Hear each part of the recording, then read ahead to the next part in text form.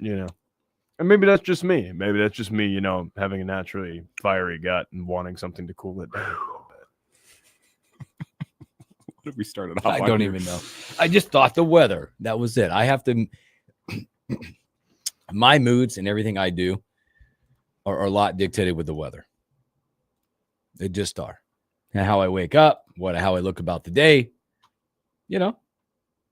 how I'm going to influence somebody, because I think a lot of people see that the rainy, dreary day, they kind of get a little down. We got to lift them up. So we're going to lift you up today. We're going to talk Monday Night Football, and we're going to look ahead. We're going to look ahead at the AFC in the upcoming week. And were we wrong? Were we not patient enough with one team last night after 1 week? When you look at that. No Robin Washut today. They open up basketball practice, and he gets to go. So he'll be there. But we got a lot. We have Huskers. Coach Rule spoke yesterday. He's a little bullish on a position battle or a number 2 that needs to happen. Then we're going to talk. Clay Travis put something out that I think we need to go to for a little dialogue. We'll play that for you here in the first hour. Brian Munson, HuskerOnline.com, and a lot of stories that we missed out there. But Monday Night Football, we finally got it. Was a good game. Really good. Really good. If you watched it from the pure football schematics of the game, it was a really well-played football game on both sides.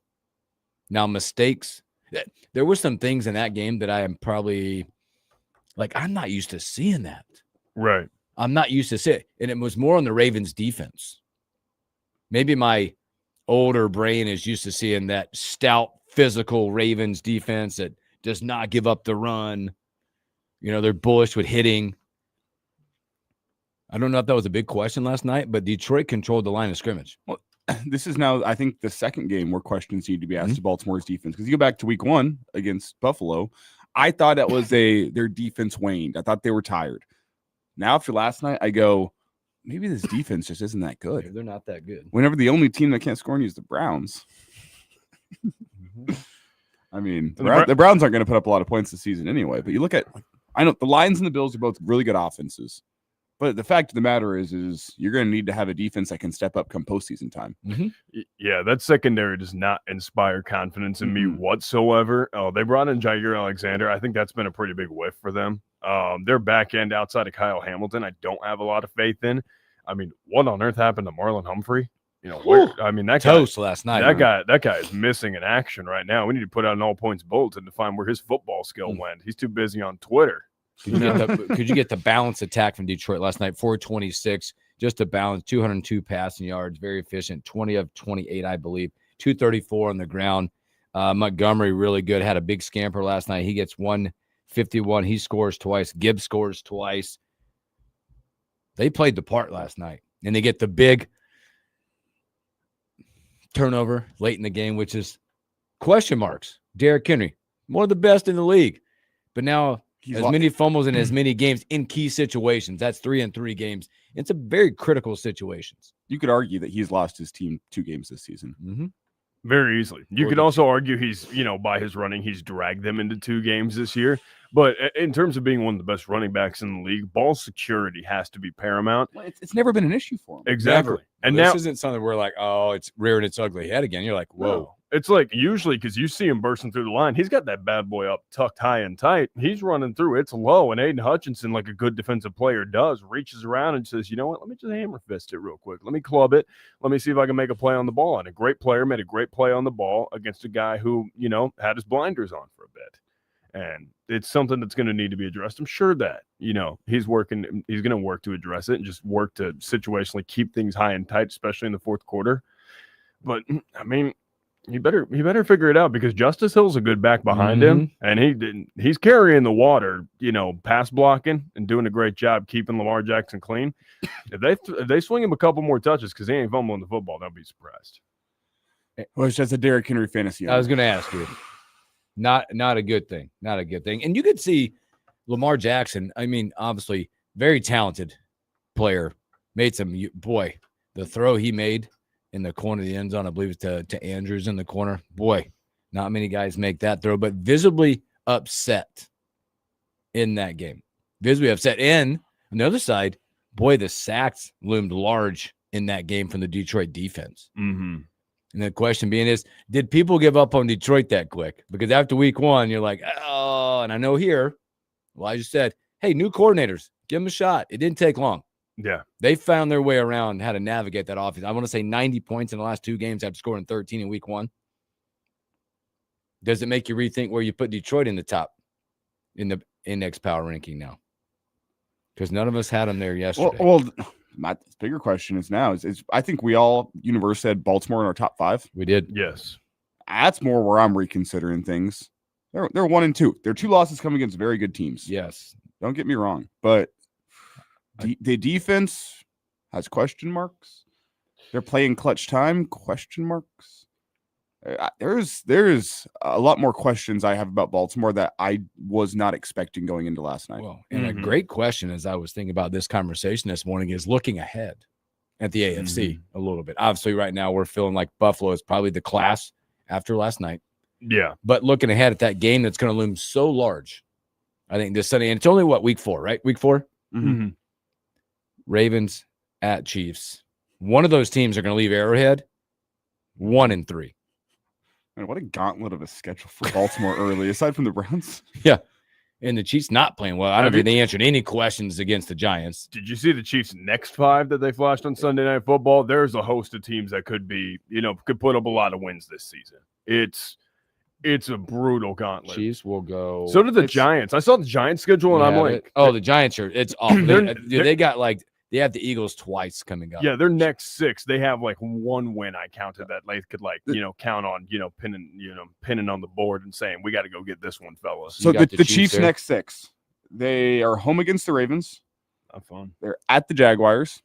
Okay, that's a solid team. That'll be a Monday Night Football game, by the way. Whoa, that's a solid team. And then you are back home against the Lions. You are at the Raiders. Back home against Washington. And then you're at Buffalo. See? Woo! Not an easy schedule. Here's what you got if you're looking at from the Ravens perspective. I got the Ravens up. They'll go to Kansas City Sunday. Houston, don't know a lot about them. Excuse me. Houston. That's both these are they're home against Houston, home against the Rams, a bye week, Bears, at Miami, at Minnesota, at Cleveland. There's some wins on some wins on the table for there. So this is a huge game. This thing will loom large in the AFC. Yeah, and this is going to create a lot of very interesting scenarios because I think, not so quietly, but kind of quietly, the Chargers have just been handling business out in the West. They're just winning games with different styles. Mm-hmm. They're finding ways to win different types of games, and I think that's very valuable in the NFL. The Ravens have, kind of done it in the North. The Steelers look pretty solid out of the North. I don't think you can discount that Steelers team by any shape of the word. In the South, it kind of looks like, Indy's got some things figured out. Maybe Daniel Jones was a decent investment in the offseason. Boy, the early returns look great from him. The Jaguars kind of got some stuff. They're just playing, solid football. I think the defense has kind of formed an identity and a shape. I do have some concerns about their weapons that do stem around a certain Mr. Shane Waldron being there. Mm-hmm. But and then out east, I think it's Buffalo. But, the Jets have some life. They look solid. I mean, the Patriots are a competitive football team. There's a lot of questions going forward. I think there's been some shuffling of some deck chairs. But I think as the course of the season goes on, you're going to see how a team adjusts. I think the Chiefs have a lot of real question marks that they didn't address, and we're just kind of hoping that they push by the wayside. But I think as they get some weapons back, they can alleviate some concerns. The anxiety starts to build with these two teams. I think that's where it'll start, where you'll start looking at it. The visible frustrations that you've seen on the sidelines with the Chiefs. I mean, Andy Reid and Travis Kelce, Mahomes. You look at Jackson last night, visibly frustrated with what's going on. Some of those anxieties start to happen when you get too far behind. Because like I said, some of these teams have got some stuff going. Yeah, and I think the Ravens just expect better of themselves. I think both those do. The Chiefs, the Ravens. I mean, coming in, Ravens were the odds-on favorite to win the championship. Mm-hmm. They were the top. They were the top of the food chain. And now you've got to really rethink some questions. I think Elijah brought up a great point. Right now, do you have them in the top 5? I think you can argue there is 5 better teams in the NFL right now playing good football than the Ravens. I think you got to throw the Eagles in there. I think the Eagles have, by hook or by crook, they've been the best team in the NFL.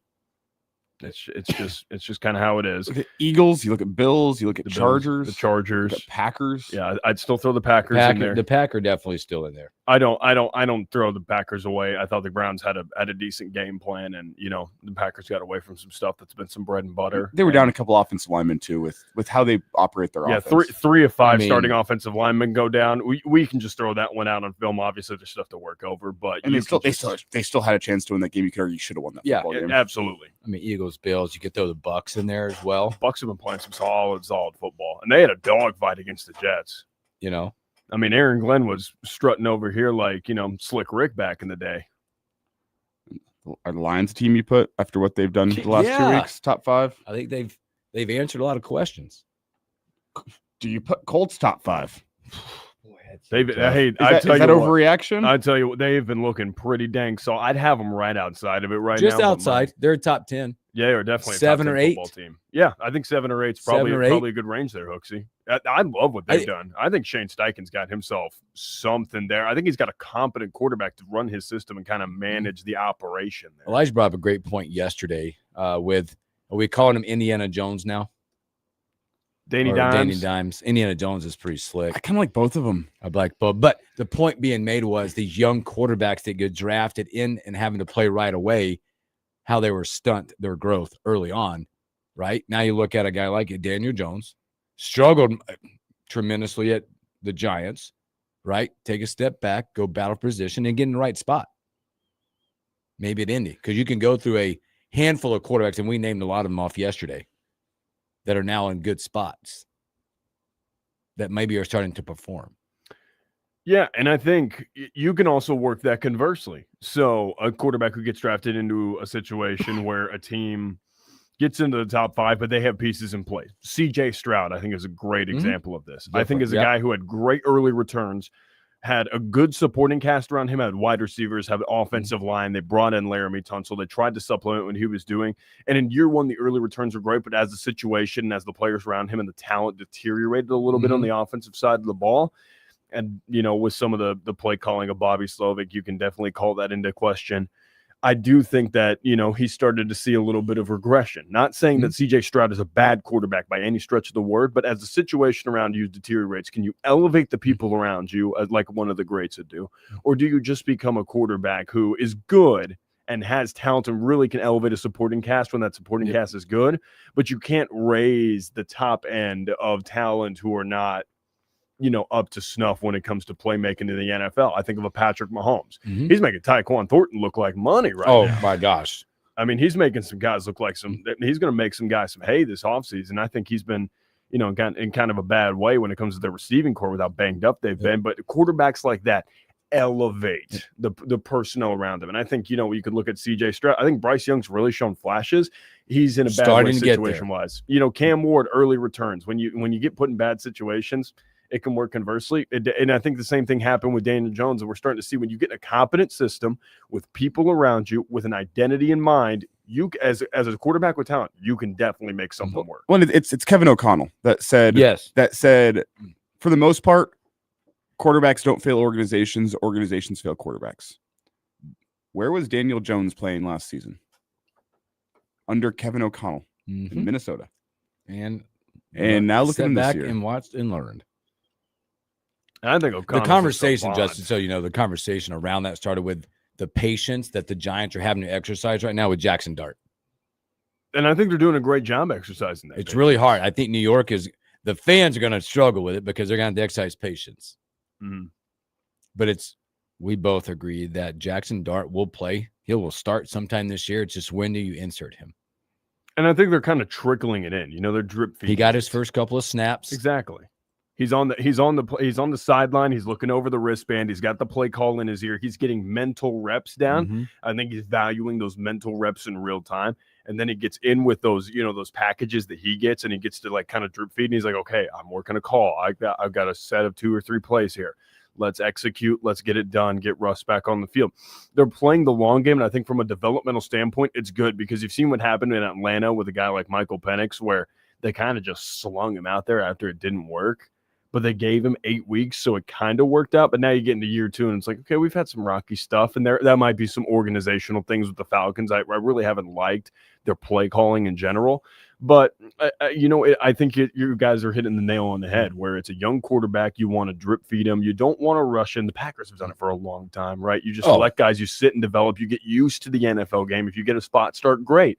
If you don't, you sit and you learn, and you become a competent NFL quarterback by the way that you prepare yourself when you're not in the game. And they do that. They learn under guys, and then it eventually works out. And I think New York doing that, I think is going to bring great returns with a talented QB like Jackson Dart. At some point, as you said, you are going to have to get a spot start. You have to see what you have. Yeah, you got to get the feet wet, man. You got to get the feet wet because the future is that. But that's the thing. It's about getting the feet wet, not toss them into the deep end. Yeah. Yes. And I think the point you made yesterday too was be patient with the spot start, because once you insert Jackson Dart as the starter, there's no turning back probably at that point. You're not going, all right, here's the deal. We got the Saints coming up.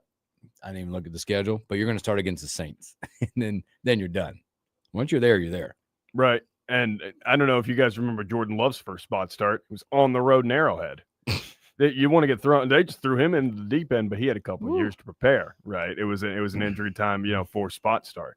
But it's stuff like that where you get young guys, spot starts after they've sat in the system and they soaked up all the knowledge, because you can't just throw a guy out there, especially as a rookie QB, and just expect them to just soak it all up.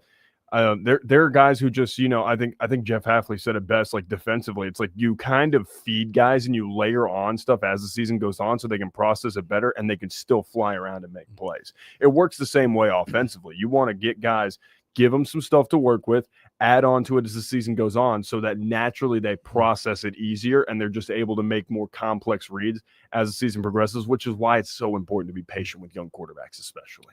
Well, looking ahead, just real quick before we take a break and talk some Nebraska football, there are some intriguing matchups when you look ahead for Sunday. Obviously, Saturday, dynamic Ryder Cup weekend coming up, but you'll maybe learn a little bit about people this week. As this weekend, you get Eagles Bucks in Tampa.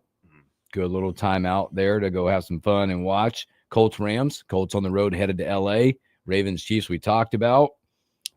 Packers Cowboys. Is there a storyline with that? Maybe a little bit there with that one on Sunday Night Football. And it's get right night, Monday night. Denver Broncos. Bengals Broncos. Get right night. No, it might be get right night. I don't know if the Bengals will have them over 150 passing yards. Well, the question is who gets right. Someone's getting right. It's either the Bengals or the Broncos. Somebody's getting right. If it's the Bengals, I might be out in this Broncos season. Also, do we get to have the Bo Nix conversation next segment? Maybe if you'd like to have it, I am am willing and able. Let's do this. Let's take a break. We're gonna come back. We'll go down that rabbit hole a little bit with a little Bo knows, and we'll talk about what we don't know. And Coach Rule still wants to know who's RB2. That and a whole lot more when we return.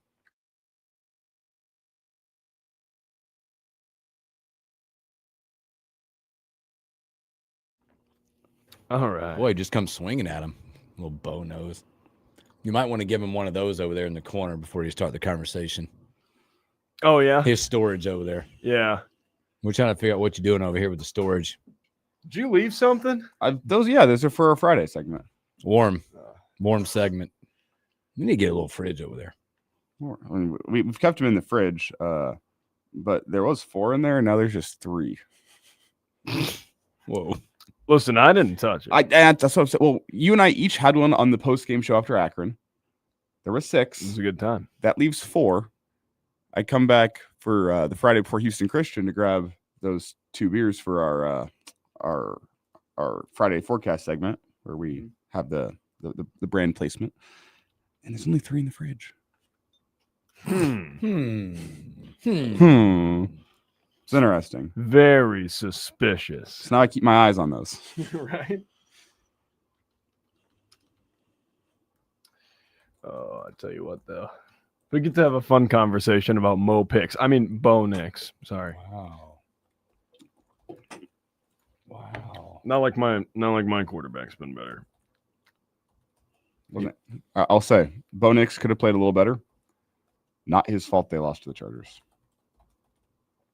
Were you watching a Life of Napoleon documentary? That's fire. Yeah, it was. Good man.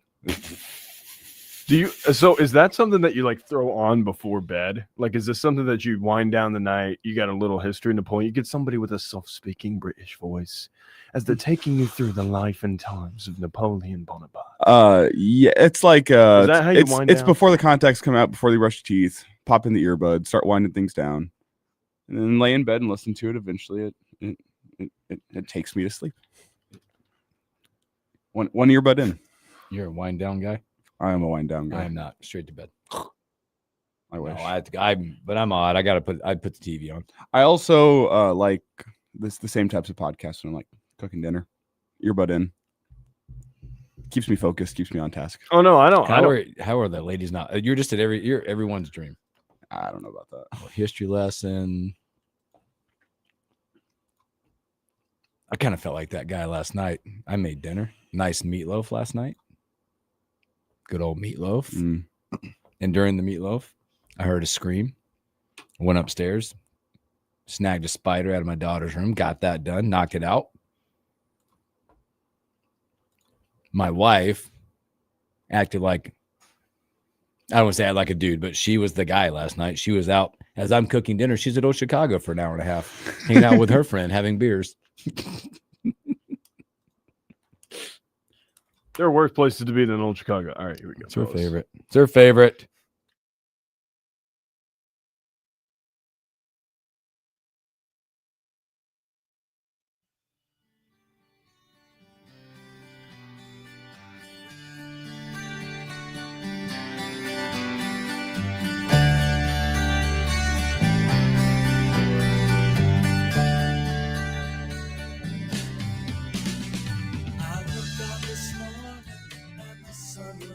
Welcome back in the morning hookup. Oh my gosh, it's like now. Okay, I'm not the music guy. I can't tell you who it is or all that. This was pre-1990, right? I feel like this was like so. My older brother graduated high school in 87, 88. How close am I? Oh, the More Than a Feeling. Yeah, you're way off. I don't even know. That, I'm just trying to tell. that was late 70s. I'm trying to tell Moats that I knew at least there was a song that I knew before the 1990s. So that was Boston. I think that was. I'm just saying he graduated. I remember hearing that song the year he graduated, 87, 88, but it was before that. I think it was like 77. I feel like you're right around there. Let me know. That was the year I was born. That was 77. That was the album Boston by Boston. Yeah. Greatest debut album of all time. Right. And then Because this 76. Yep. Okay. Because I recognize the song before the 90s, Moats. No, because in my mind it laterally flows through certain eras, and so after this we kind of get into the Van Halen dominates rock era, where it's like where you get 1984 and then you get some other weird stuff greats in there. No, it's not. It's not weird. It's great. It's great, Oaksy. Okay. Before we get into Husker talk, Coach Rule spoke yesterday. I just want to quickly here. Boston, Tom Schultz. He was MIT educated. He graduated with a master's degree and was working for Polaroid. At nighttime, he was like playing in bands in the Boston music scene, and then produced that entire album in his basement with I believe it was a custom guitar pedal that like created a sound that he wanted that he made himself. Yeah. That's fire, though. It is. They were part-time musicians who just produced one of the greatest debut albums of all time in their basement. It makes the album so much better knowing the story. That was a great album, but knowing the story of it. You know what? Speaking of part-time anything, Bo Nix is playing part-time good quarterback, part-time Subway, Subway line cook. Whoa, wee. Subway line cook's crazy. Sometimes Wow. We got Jekyll and Hyde. We either get Bo Nix or Mo Picks. What say you? Where are you on Bo Nix right now? Is this a year two early sophomore slump? He's going to figure it out, or should we be ringing? Should it be 5-alarm fire? We got to sound to everything. Get the presses alerted. My take is that on one hand, I think there is a slight sophomore slump in that teams have had a full offseason to watch the first year of the Sean Payton offense with Bo Nix. Sure. Develop some things. And what made Denver's offense really good last year was they had a really good screen game. Haven't seen as much of that this year from the Broncos offense. I don't know if that's teams adjusting and taking it away, whether it's Sean Payton through the offseason changing up what his offense looked like. That has changed, especially the running back screen game, which is because of Dobbins and RJ Harvey, that doesn't fit them as well. I'm unsure, but that kept Bo in rhythm last year, getting to 2nd and 4 with a 1st and 10 screenplay that came in a variety of ways, very complex. You haven't seen it from Denver as much this season. I think that's hurt Bo just a little bit. But I'll also say Bo Nix was not the reason that they lost against the Chargers on Sunday. He had some plays to go out and make that I think you need to go out and make, but also you have a top defensive unit that had Justin Herbert in hell. That then, I think you got to tip the cap to Justin Herbert a little bit too.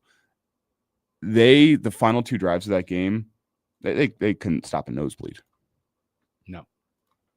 So it was a little self-inflicted. They couldn't stop Michigan's passing game? Could you say that?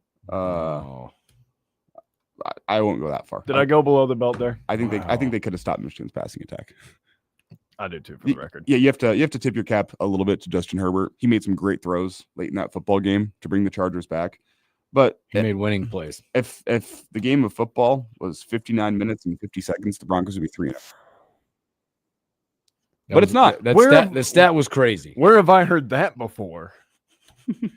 Nebraska football, shout out. You know, the Broncos are the best 1 and 2 team in the country. Did they have a great Monday of practice? Greatest Monday of practice ever? I think you could argue. You could make a strong argument. Speaking of Nebraska football. Yeah, I was about to say, you know, bye-week presser from Coach Rule yesterday. The question popped up. He addressed it. One we've addressed. RB2. Coach wants answers.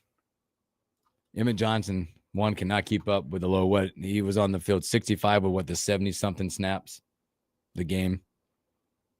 There's no clear definition, whether it's Nelson, Ives, Mosey, after 4 games. Well, I think you just see it from a play calling point of view that there's no trust in anyone behind Emmett Johnson. There's no trust or there's no trust? My opinion, I feel like there's not another back that does or can complement all the same skills that Johnson has. Not that they have to be the same, because he addressed why Ives didn't get on the field. It was the offensive packages. So you are telling me that we don't have another back that can complement what Johnson does, because you got to have all phases of a running back. So you're missing that. Well, let me ask you the question. Which running back outside of Emmett Johnson have you liked most with the ball in their hands? To me, it's hard to tell just based on the fact that I would say Ives dramatically. No, take that back. From the running back situation, I would say Ives, but he also was against Houston Christian, a very depleted football team. Mm-hmm. But he ran hard and ran fast. He had a little bit better vision during that game. Now, holes are big and all that, okay? I'll also say Mosey. But Mosey wasn't your traditional guy running it in the hole, but once he got it, he ran with some moxie. Well, you know what's crazy? So that's where I was going to go. Is I love what I've seen from Mosey with the ball in his hands. Mm-hmm. Absolutely. You guys know how many carries he has on the season? Probably 2. Yes. Because the game where he was really good, I forget what game was. He had 6 touches or something or whatever, but they were all passes. Against Akron, he had 65 receiving yards. Right. He got 1 carry against Michigan for 1 yard. 1 carry for Cincinnati for a loss of 2. That is the only carries he's received on the season. I like him with the ball in his hands. I do. I think he has the play-making ability to get you yards, fight for them, and bust one. I think by the way, I think he's the only person with the ball, it's called him a running back, that has breakaway ability. Yeah. Discount Emmett Johnson, not saying he can't, but he's not going to break away. He's not going to bust one and go 75 like we said we saw the other day.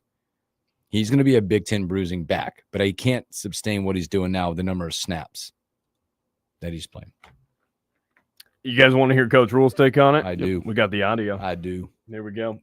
That's a great question. Looks like you sat in my staff meeting this morning, because that's literally what my question. And it doesn't mean I don't trust the other guys. We need some production, more production out of that second spot. Mekhi got some reps in there. Isaiah was a running back who kind of had to go to slot when Wood got hurt. I'm always looking at like who are the players that we could be getting more production from that we're not putting that on them, but putting that on us. We're like, hey, get Carter Nelson going. Hey, get Mosey going. So where they fit, they've both had to kind of adapt their roles. When we lost Wood, but we're not getting a ton of production out of them. Isaiah went back and returned kicks. Him and Kenny went back because we weren't, left or right. And but yeah, so is it Mosey? Is it Quentin? Is it they've all had a lot of help, a lot of reps. So those are. I'm not trying to blow off the question. That's literally the question I asked this morning, and so I challenged the staff to, hey, let me know how you guys see it. I know how I see it, and kind of go from there.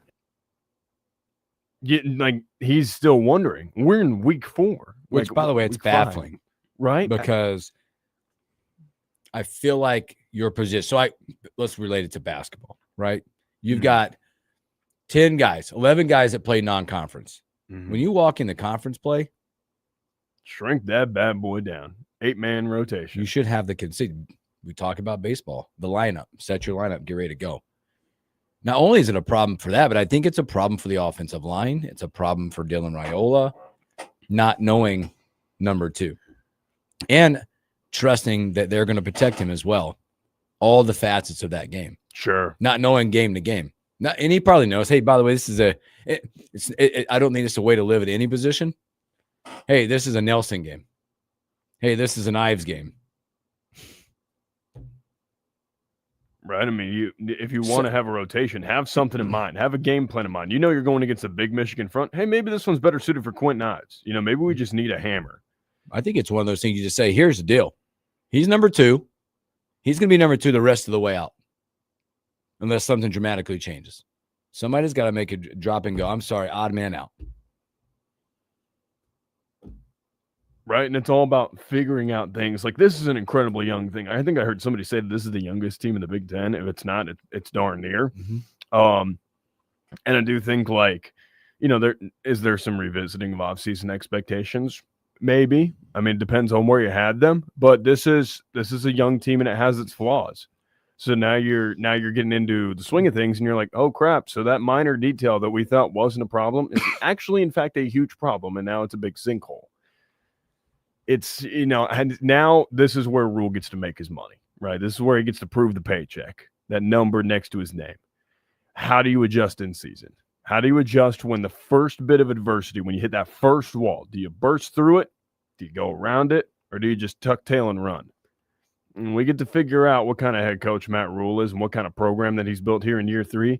Because if they come out against Michigan State and they have a clear RB2 through the bye week, they've, managed to alleviate some concerns with the tackle position.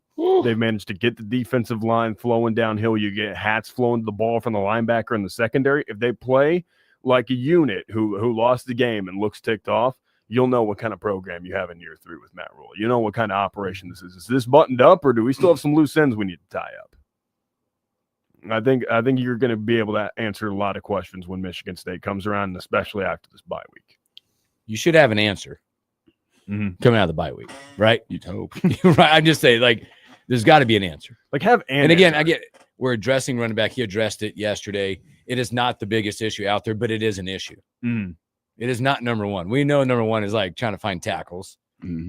We know number 2 is still trying to develop that defensive line. Right? They're young. Yeah, it's very the dialogue has been very interesting, and I don't think you have to have the best answer possible, but have an answer to who RB2 is. It may not be right, but at least put something on the test. You can't just leave the question blank. You're going to miss the point anyway. At least circle a bubble, take a guess, A, B, C, D, okay, maybe I'll just, let's guess C. Put something down on the test. Give me an answer so I can see, okay, I may not like it, but I can see your thought process. If we have no thought process and we're just throwing stuff at a wall to see what sticks, then I think we got a bit of an issue. Then I think we've got a problem organizationally that needs to be hashed out. But if you come up with an answer and it doesn't work out, I can look at it and go, okay, there's effort. We're trying to find a solution. I see it. We'll try somebody else. But if you don't have an answer and you're trying to just shuffle deck chairs to figure out what works, that's a problem. The concern for me is that you cannot continue to not have an answer and flip-flopping back and forth. Sometimes you just got to make the call and ride or die with what you got. I'd go as far as say, right. The big concern when I look at the running back position is that you're in year 3. Who have you brought in? Whew. There's more misses than the ones you brought in. Emmett Johnson, you inherited. Yep. Wasn't Ives an inheritance too? Yes, I believe so. Mosey, Mosey, you brought in. Makai Nelson, you brought in. But these are the two guys we're talking about in terms of not having a clear answer. So I have a feeling that you're going to have to be real.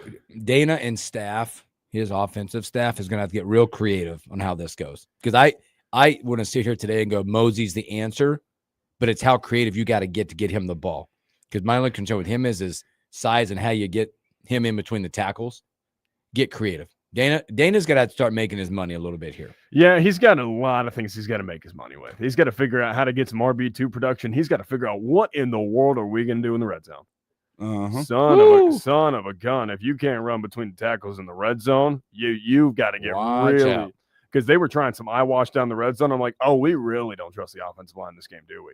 We are not looking at that going, oh, we have confidence in pushing Michigan around. No, sir. No, sir. Did that flip on the fourth down play call your confidence in the offense? The third and the fourth down. You ran the ball on third down, picked up half a yard. On fourth down, you're on the shovel pass. You need to push on the inside. You don't get it. Did that eliminate the confidence in Nebraska's offensive line's ability to go get a push?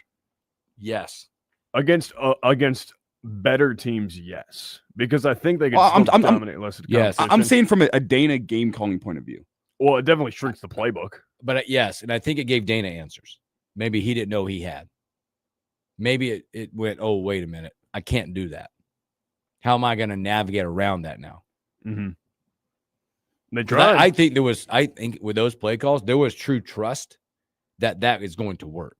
Absolutely. Right? I'm calling this based on I think this is going to work. It has worked. I've seen it. Then you're like, whoa. So why can you walk in the test? I hear some of my kids all the time. I did pretty good, but there were 2 questions that weren't on there. But if you were listening in the room, they told you that they were probably on there. Mm-hmm. Pay attention. I'm going to tell you something that is not in your book, but it might be on the test. Well, and I think we missed it. I think the thing you missed was that you couldn't get a push inside the 5 against Akron and Houston Christian.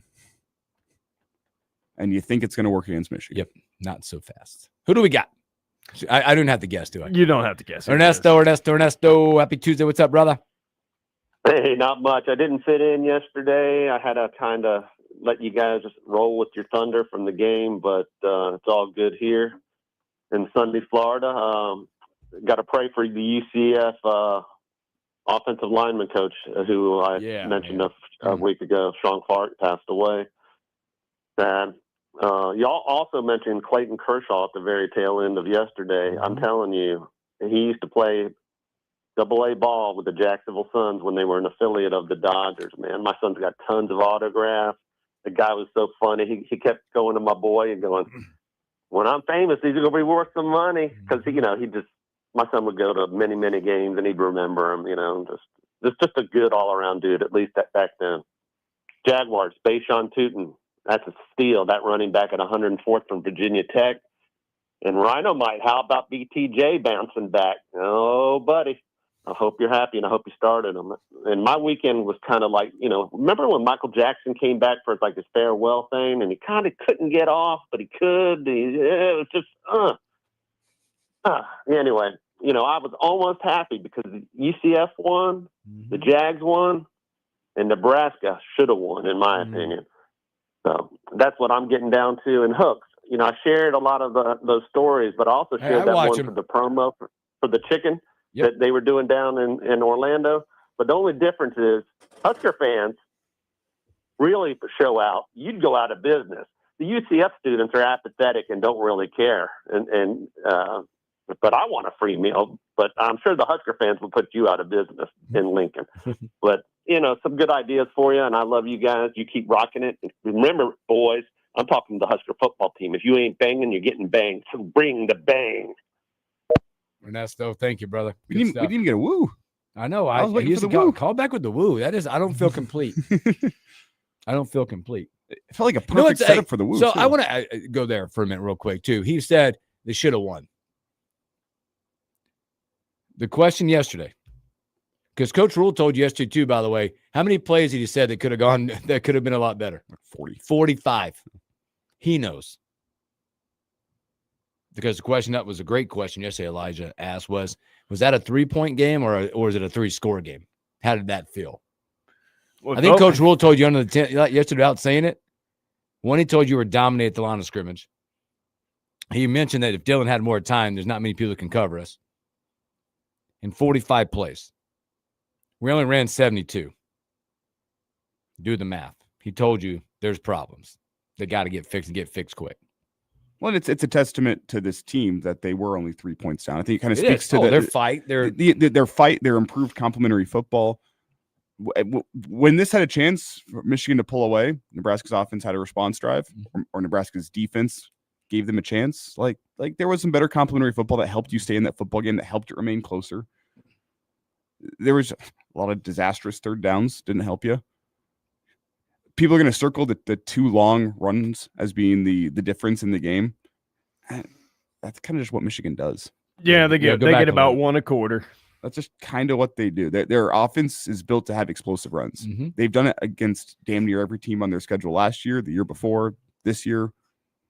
They have a good, not great offensive line with a running back that I think should be in Heisman conversations because of the way he punishes you on that one. If you have a lot of teams in America, if you have bad run fits and they get one-on-one in the secondary, it's 20, 25-yard gash play.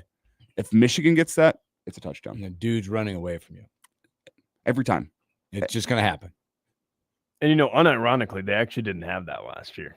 It was very funny. They were so over-reliant on their receiving core and just manufacturing runs that now that they have a home run hitter and a guy who legitimately could walk up to the plate and go 3 for 5 with 3 bombs, it's pretty darn dangerous because they can really make some damage happen. Well, having that is going to complement. You've seen parts of it with Bryce Underwood. So, all right, let's take a break. When we come back, we got some. Clay Travis had an interesting take. We're going to play that for you, get our opinions, and we'll get yours as well. We'll be right back.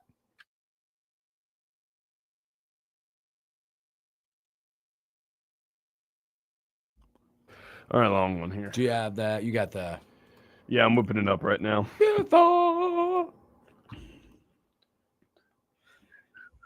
So my morning started off perfect as normal. Just coffee by myself, quiet. As I'm about to leave, we leave the house at the same time. My youngest, I always take my youngest to school, 7:35, no later. Cabinet, my wife's down there because she's doing some stuff, taking off early. Opens up the cabinet, grabs a bowl out. Bowl falls. She tries to grab it as it's crashing. Hour later, 3 stitches in the finger. Oh. Good morning. And my youngest kid is like, we're going to be late. Show some concern, man.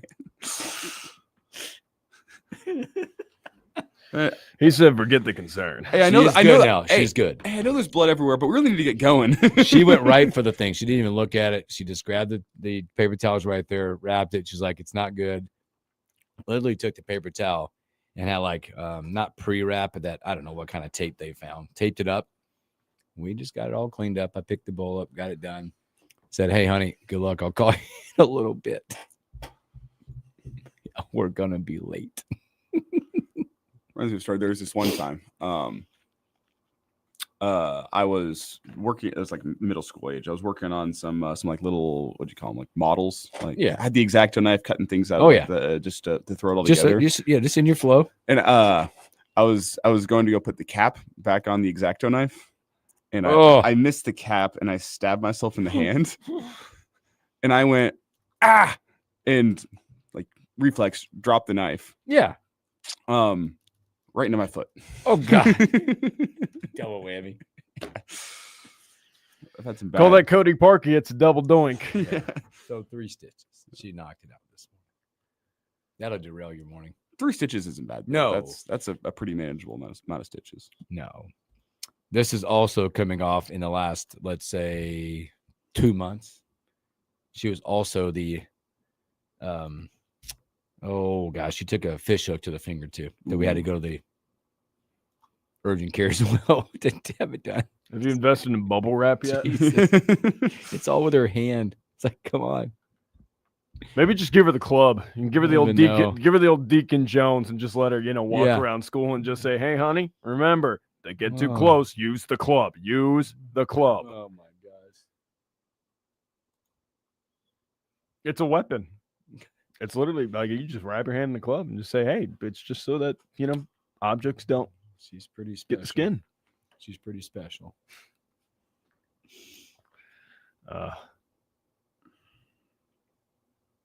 God, we lost to the Browns. That's pretty funny. This is an aside. I don't think we'll probably get to it in the show. Do you guys see all the drama with Landry Kiffin, daughter of Lane? Oh yeah. How she's dating Weeks. Yeah. And Somebody said I'll take the overs. Lane Kiffin said take the over. Oh yeah. That's who it was. I saw the tweet. I forgot who it was. That's a Lane. It's a revenge game for Lane. This is a Lane Kiffin deep state plant. That's what it is right there. And Lane Kiffin's controlling the weather in Oxford, and now he's got his daughter dating LSU star linebacker. This is Lane Kiffin playing chess, not checkers. All I see is dedication from the Kiffin family. Daughter going across enemy lines to gain a competitive advantage by getting a behind-the-scenes look at the defensive playbook. That's next level winning mentality. It is next level winning mentality. It's literally Spygate taken to a whole nother level right there. She doesn't even need binoculars. She could just walk to his desk and grab the playbook. Exactly. Next level. It was genius. Honey, how's practice this week? Oh, you're working on what now? This could go bad. You mean they do have a Slim Chickens at LSU? Yeah, wow. How nice of them to How take you to priceless. Slim Chickens. I saw them together and I'm like, how does that even work out? Long distance. And then the picture gets put up on the week. Hotty toddy. How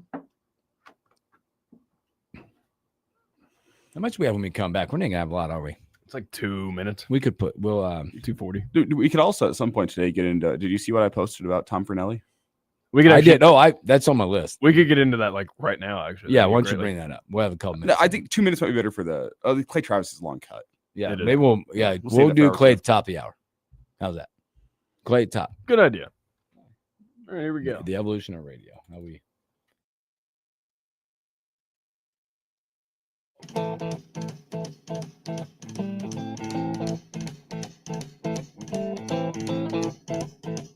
Rumors spreading round in that Texas town. Welcome back in the morning, Hookup. Thanks for hanging out with us on a Tuesday. Just a couple minutes left to hang out with us. We're gonna punt Clay Travis to the top of the hour. We'll also have Brian Munson, HuskerLine.com, coming up. A lot of stories. Elijah was on Twitter yesterday. He had a good take Getting active. after a really poor take from some clowns. Tom Fernelli. Can I call them clowns? Is that okay? I mean, Tom Fernelli is a bone to pick with Dylan Raiola, and I don't know why. Well, you know why. It's because he's bought into this narrative that Patrick Mahomes. Yes, like nationally Dylan it has Raiola. for a lot of people that want to just get clicks. Yeah, you can just disregard the fact that the guy only had like 10 incompletions and over 300 yards and kind of diced up Michigan secondary. But we could throw that aside with like 2 seconds to throw. He essentially said Dylan Raiola is being extra in the pocket. He's doing things he doesn't need to do, and it's making him a bad quarterback. Just completely throwing aside the fact that he was harassed all day and still threw for over 300 yards and was the sole reason Nebraska's offense was able to stay in that football game. Yes. Which That's is where it's interesting. at right there. That's the narrative for Dylan Rose. Should stop right there. But the even crazier take was that he said, based on what he saw, Bryce Underwood is the better pre-snap processor than Dylan Raiola. How can you make an accurate judgment of that without knowing either playbook and knowing what pre-snap reads go into that? And I said that in one of my replies. I said, hey, I'm not comparing. My take was not that I think it's a stupid take to say Bryce Underwood is a better pre-snap processor than Dylan Raiola, because I don't know enough about Michigan's offense to say what Bryce Underwood is doing pre-snap. But you're right to say it's stupid to judge without knowing the context. And I also say it's his take was that Dylan Raiola pre-snap, he's not making any reads. How do you come to that conclusion? That's half of the value. That's of an Dylan. asinine conclusion. I agree. It's a Just to be honest. it's an insane conclusion because he's reading one guy pre-snap. That's not how quarterbacking works. No. Uh, And if you didn't play it, don't comment on it if you're not down there. Done right. all we've heard from the coaches is them raving about what Dylan's able Yeah. to do pre-snap. His high That's- IQ, his high IQ, pre-snap, his all that processing. stuff. That's 2.5 of the 5 stars right there. I mean, seriously. You don't do what you did on Seriously. Saturday without doing the stuff you need to get done to keep them there. I wish we had more time to talk about this. Maybe we get back into it. We'll get back. Yeah, we will bring it back up. All right, we're going to take a break. We'll be right back. Talk more football and Brian Munson when we return.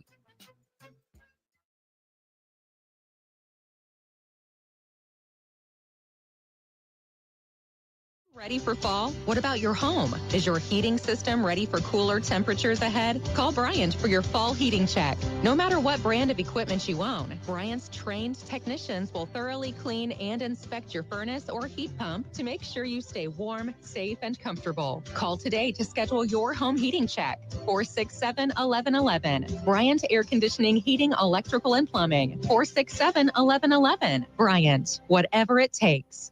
You know that expression, put a little spring in your step? Well, whoever said it must have been talking about Glide Step hands-free Skechers slip-ins. Because with Glide Step, you get a pillow-like soft landing, then an explosive takeoff. It makes walking feel effortless. So springy, it's almost like you're floating.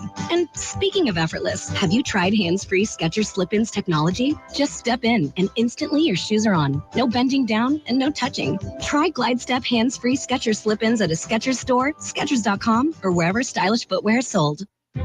Honoring a veteran during a funeral service is one way for families to recognize their loved one's dedication and valor. I'm Dean Schneider, funeral director and co-owner at Roper & Sons. The honor guard being present at a service highlights the veteran's accomplishments and achievements and helps to bring a sense of peace to their grieving families. Our funeral directors work closely with the local honor guards to coordinate this special ceremony at the funeral for those who served in the U.S. military.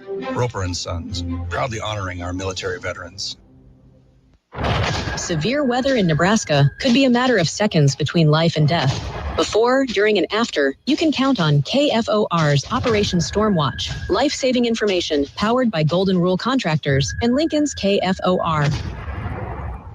The days are getting shorter and the temps are getting cooler. This is Chris Goforth. Join me and the experts from Earl May Saturday morning at 8:30 as we guide you through another fall season in your lawn and garden.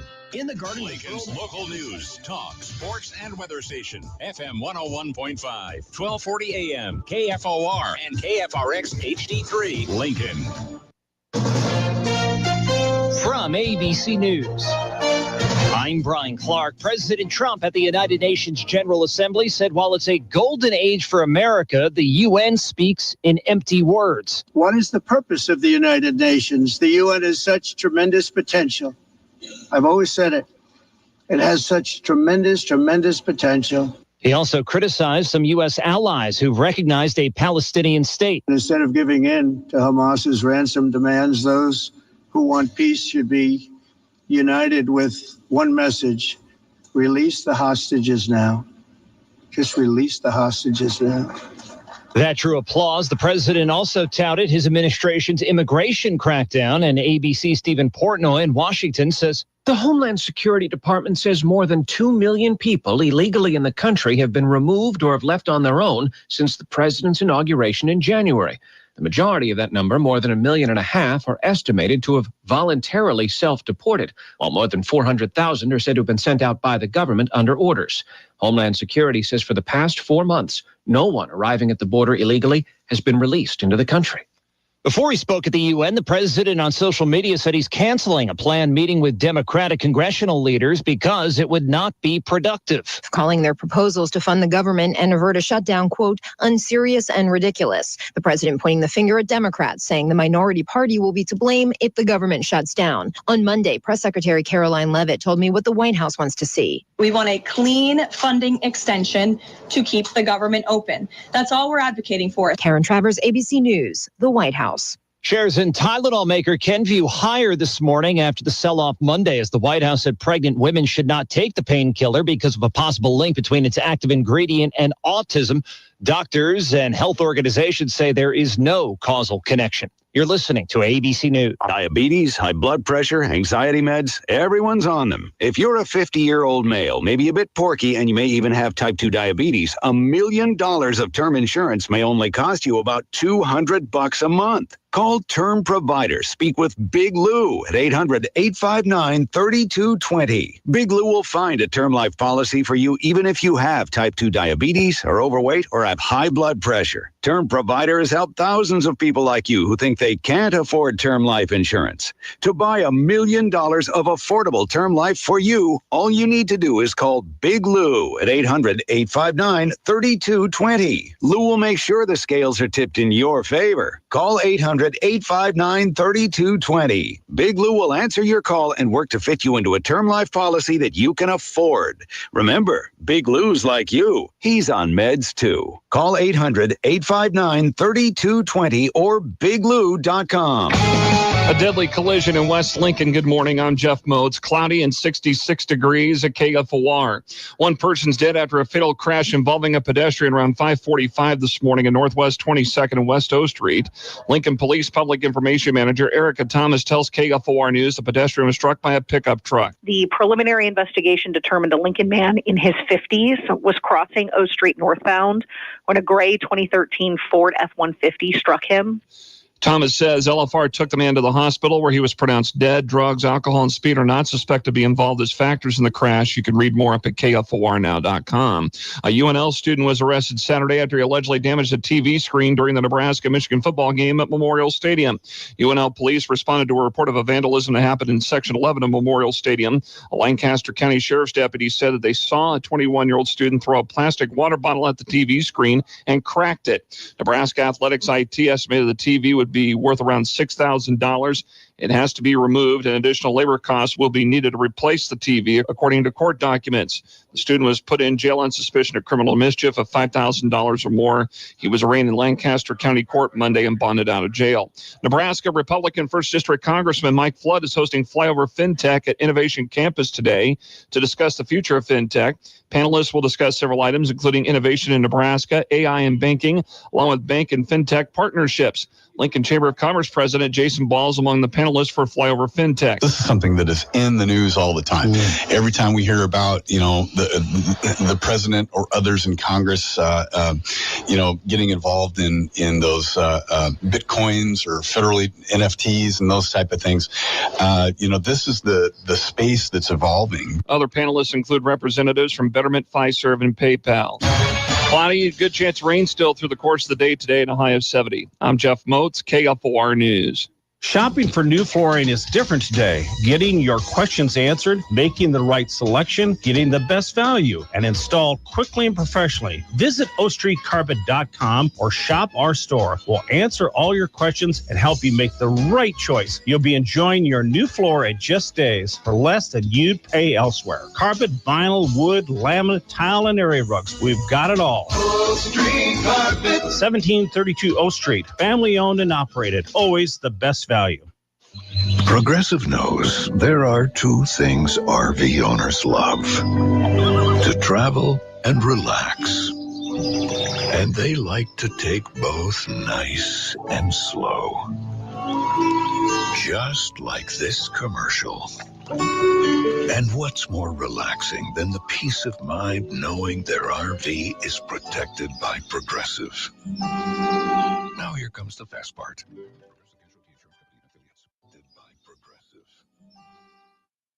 This is the Morning Hookup on KFOR.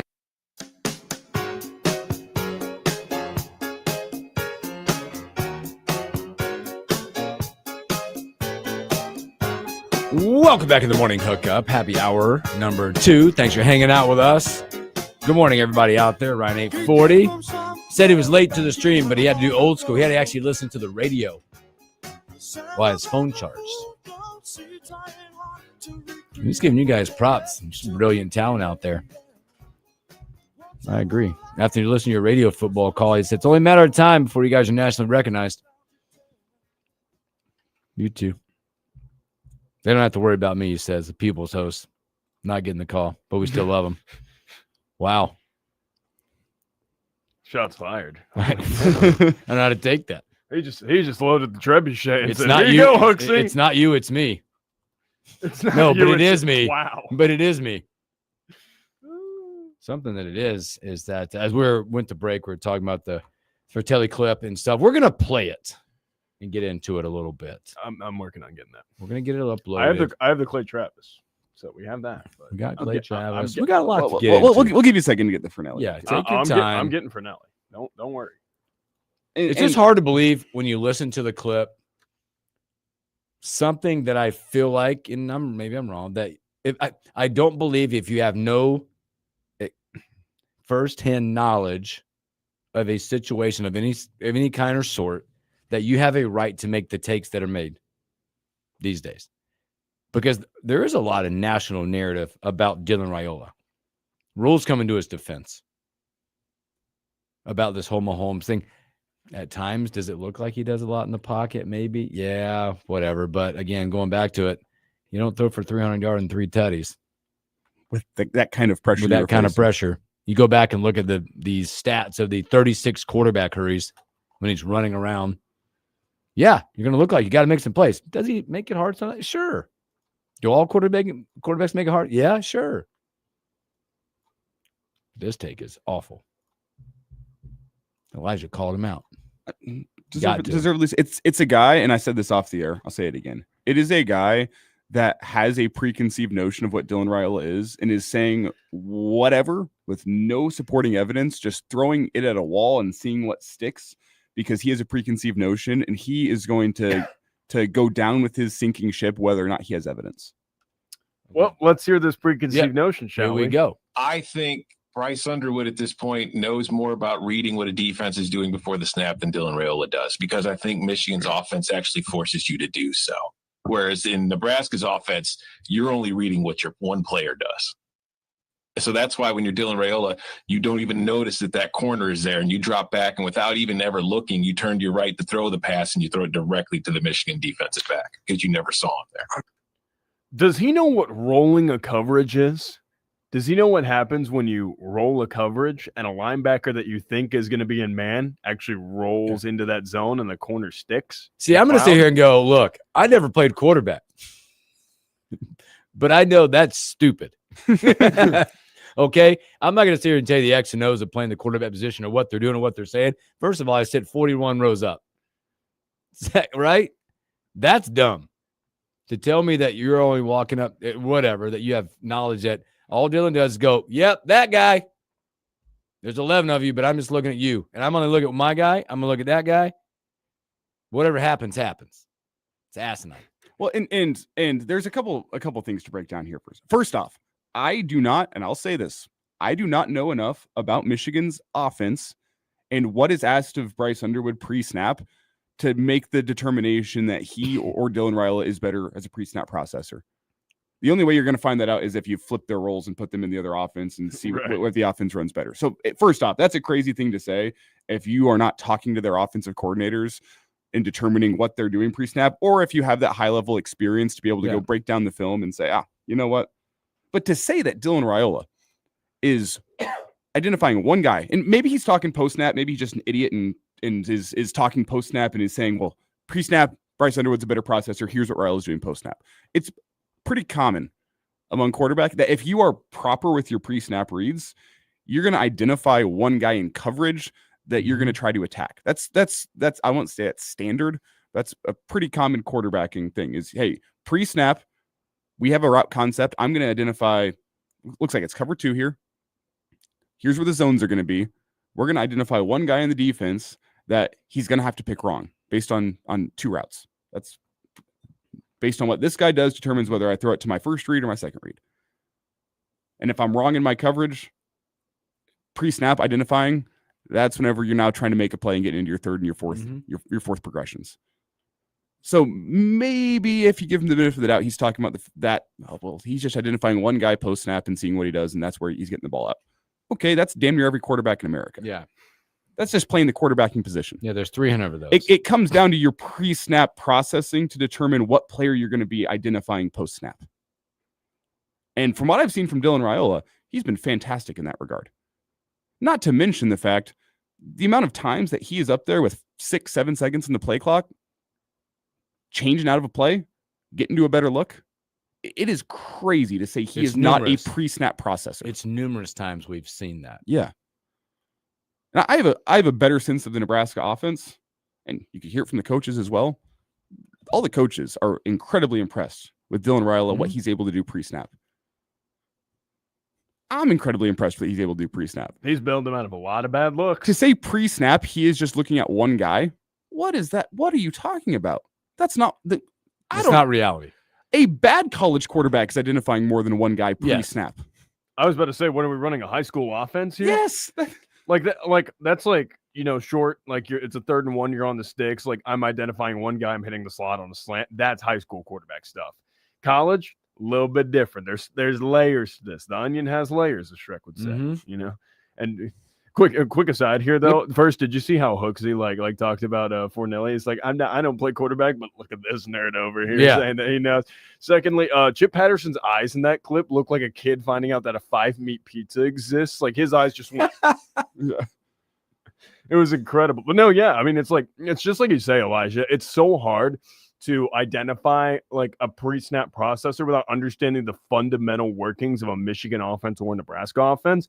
There's a lot of stuff. And just like as a guy who played some, high school football and like a guy who played wide receiver and understands route concepts, it's like there is certain stuff that you do have to get to. Like there are certain looks. And what happened was Michigan showed a man look pre-snap. It was too high man is what they're showing. Too high man. And they roll it into a cover 2 where the cloud spun down.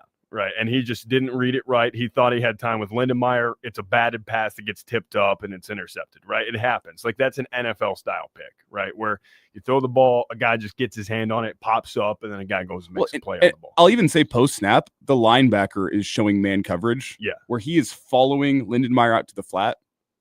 Mm-hmm. The corner just spun down into a cloud. Yeah. Spins down into a cloud. And if he takes another half second on that route, he's going to have Dane Key wide open across the middle of the field for probably 30 yards. Yeah. He made the instinctual read because he saw this right tackle getting bared down on. He said, I got to get the ball out or we're in a bad way.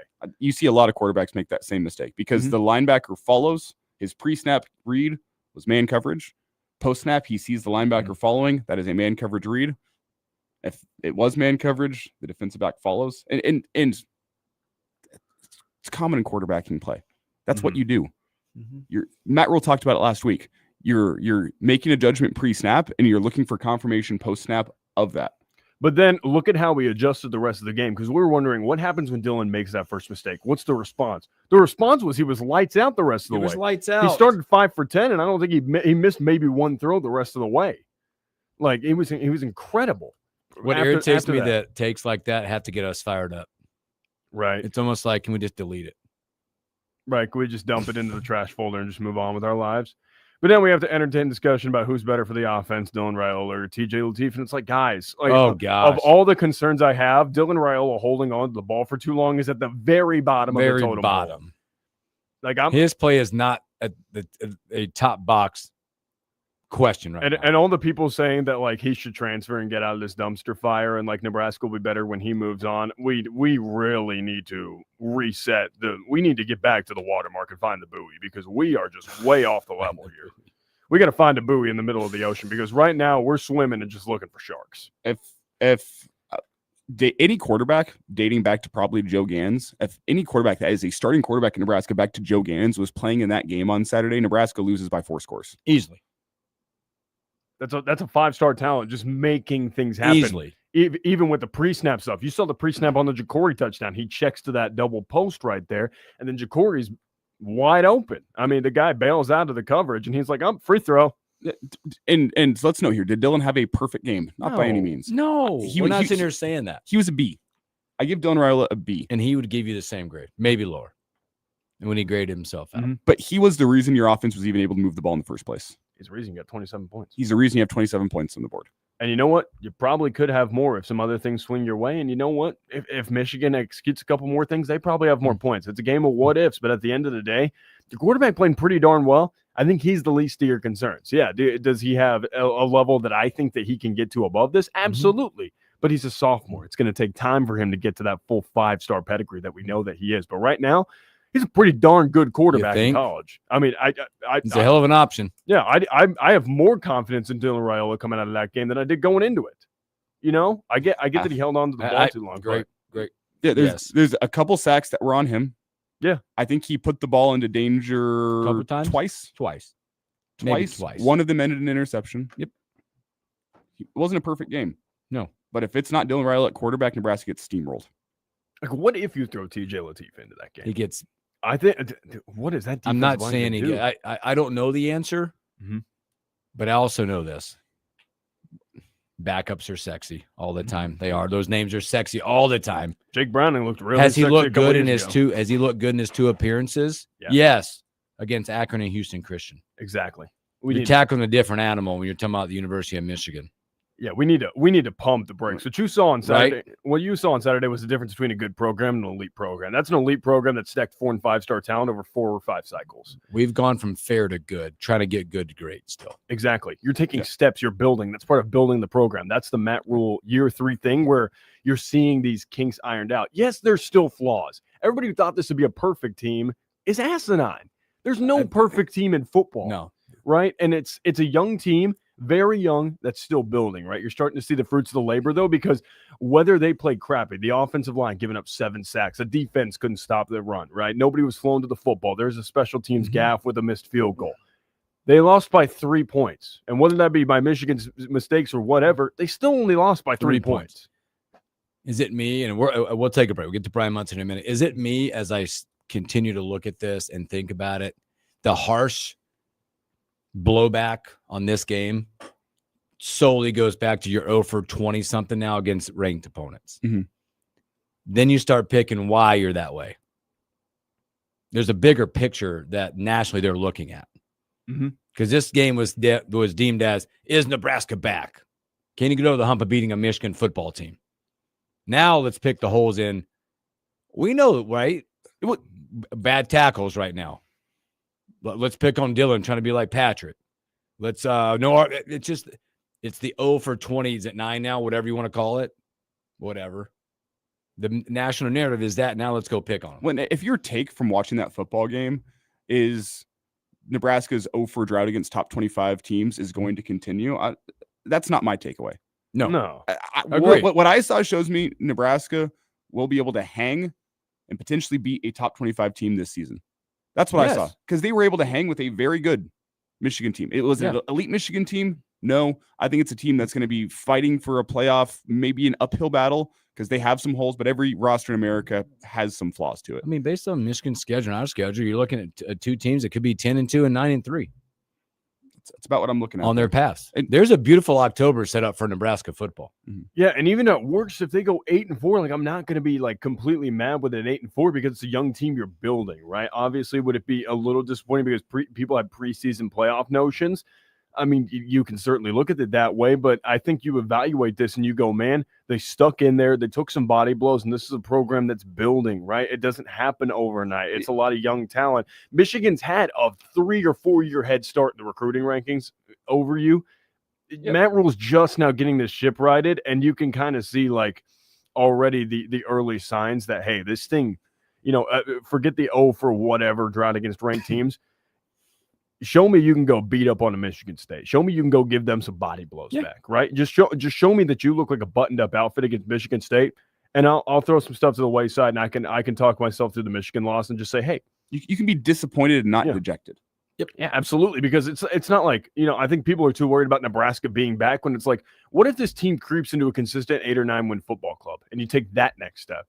And then you take that next step to, hey, we're in the playoff every 5 years. And then, we're in the playoff every 3 years. We're like in and around the playoff every year.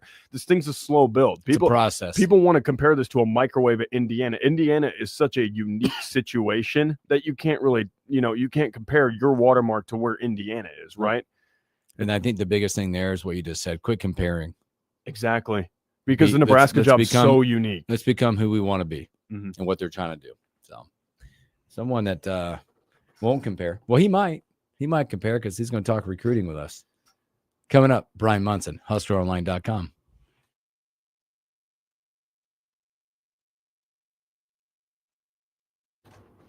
Ryan 840, I love you. I know. He said, don't worry, Hooks. I wouldn't listen every single day if I didn't think you were the man. We appreciate it. We'll get Munson. I'm actually interested in what old Munson has to say about the temperature. Mm-hmm. What's a temperature check? I need I need a doctor. I need the He's your guy. check. He's your guy. I'm assuming with the plethora of visitors, he's been busy. Oh, yeah. He's been busy. I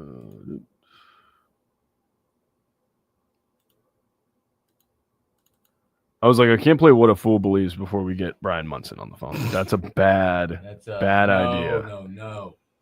I don't want to talk about Fool's Gold. Now, I did play What a Fool Believes because we were talking about Fornelli. Now that I can excuse. That's perfect. They just posted, by the way, Ryder Cup week. They just put out the alcoholic. There was a post about the alcoholic beverage menu. Oh, see this? Yeah, I also saw, and maybe we can get into this. That it's the first time that Ryder Cup players are getting paid for playing in this They tournament. are. And Bryson's giving it all away. Yep.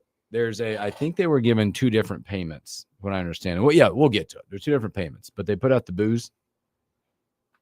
Now, you guys got to know there are 2 golf tournaments I really, well, 3. The Open, but the old U.S. Open, gotta love that. That's a good one. It's the Masters, and then it's the Ryder. Yeah, Cup. Ryder Cup is next to none. You can get an Ultra and a Bud Light, $15.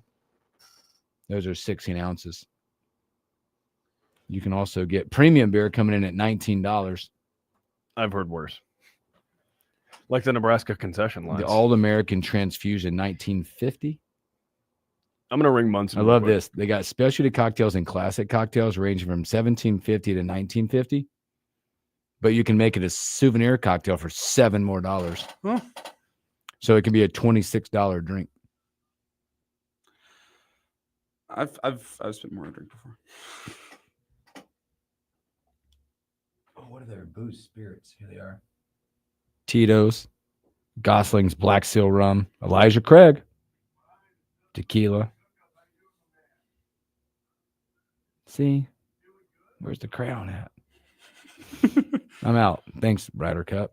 Crown's Canadian. I don't care. Put it on there. Give me something. I can't wait. There's so many stories around the Ryder Cup right now. Brandon Chambly, he's an idiot too. He makes me mad. You're an American. Why are you dogging the Americans? Come back here. Here we go, fellas. Let's go.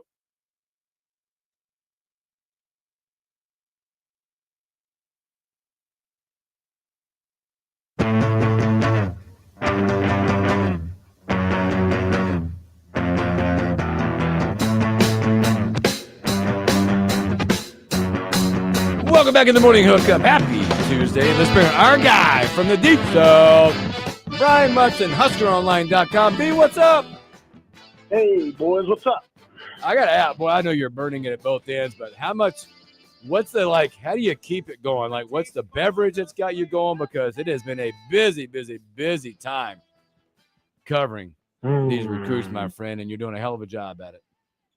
I like my coffee cream with some coffee. That's about it. I like a good strong cup of coffee with a lot of cream in it, and that's my beverage of choice right now. Also, I got to ask you, your Bills sitting 3-0. They a little battle with the Dolphins, but the Dolphins are the Dolphin. But when you look at that, like your Bills are sitting there 3-0, that division's not good. We can all just say that. But the overall picture, the AFC. When you look back, and now you got Cincinnati, you got Drill, their quarterbacks out. Holy Danny Dimes 3-0 out there at Indy. Are they for real? And now after this coming weekend, you're going to have Ravens, Chiefs. One of those teams will be 1-3 after next Sunday. Am I laughing out loud? Yes. I'm so sorry if that went out over the air. Actually, we turned it up when you did it because we were laughing too. It did, and it's glorious. Well, I'm here for all of everything that you just said. Trust me. Yeah, I mean, look, Buffalo's beat up again. It's the same story as what we had a year ago. Mm-hmm.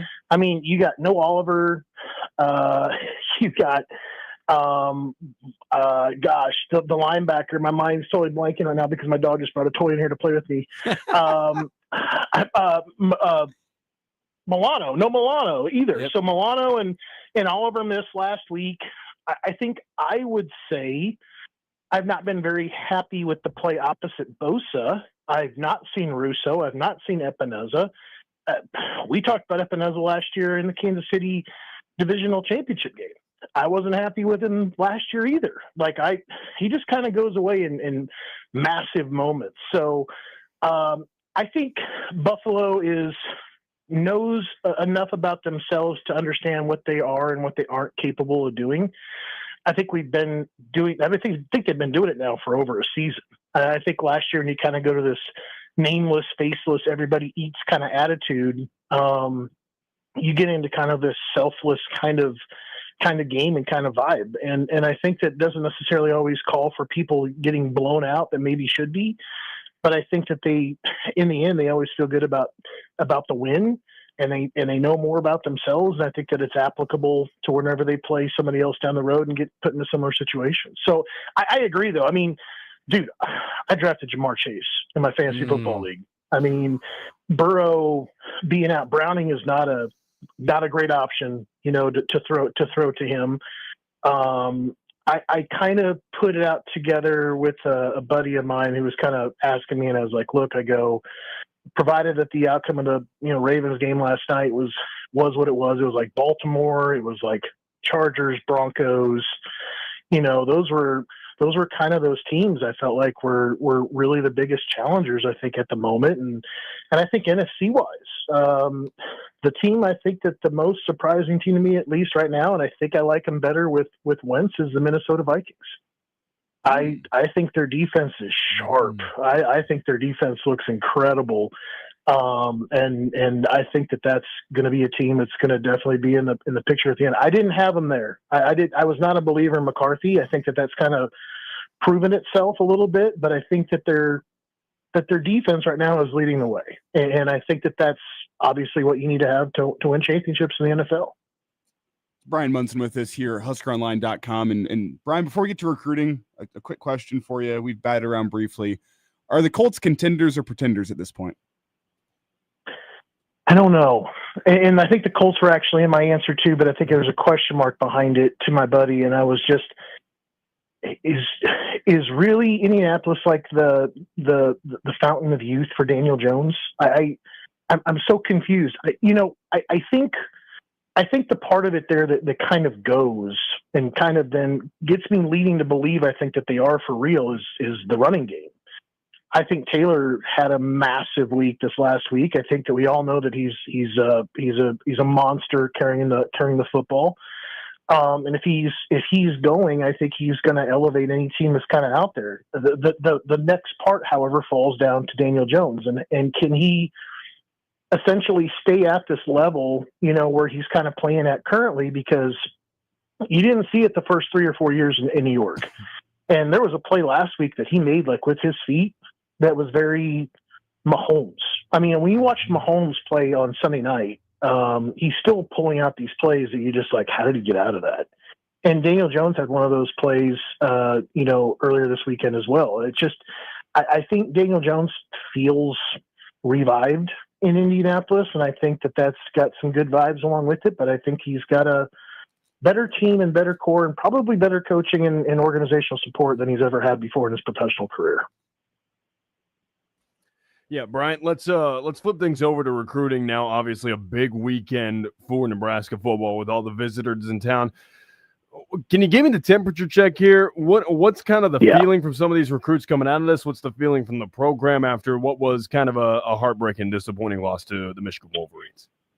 Yeah, so 30-plus visitors, the majority of them being in the 2027 class. Obviously, you had all 3 of your 2027 commitments there. You had the third non-committed in-state recruit, Kylon Haney, there in attendance. You had the number 1 overall player, number 1 overall number 1 offensive tackle, Kennedy Brown, was also in attendance, and you had several 4-stars, most of them actually making a return visit to Nebraska. And I think that that's kind of a critical piece of information. A lot of those players were there this summer at various times or through the spring, like Kennedy Brown was there, I think, either in March or April, when he came up for like a spring practice or whatever. And then he came back again, obviously this weekend to kind of figure out like what it looks like in Lincoln for a game day. And several of those guys are very similar stories. They were there for the Battle of the Boneyard. They were there for the huddle orientation. They were there for summer camps. They were there for spring practice. They were there for junior day, whatever. I think that this weekend, despite the loss, really demonstrated what Nebraska football is just kind of all about. And all of them reference the fans again. All of them reference, how crazy the environment was. And, when you have to ask that question, like, you tag it along, go, and after they summarize like everything that they saw, everything that caught their eye, you say, well, did the loss take away anything from your experience this weekend in Lincoln? The answer was a big resounding no.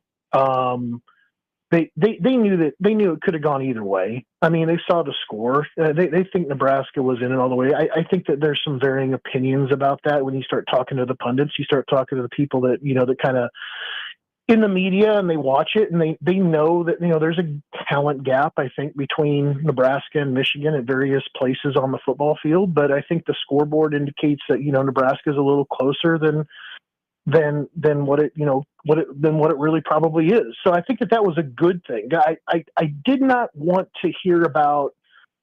I think Nebraska needs to stop, or wants to be able to stop having to tell recruits, you can help us.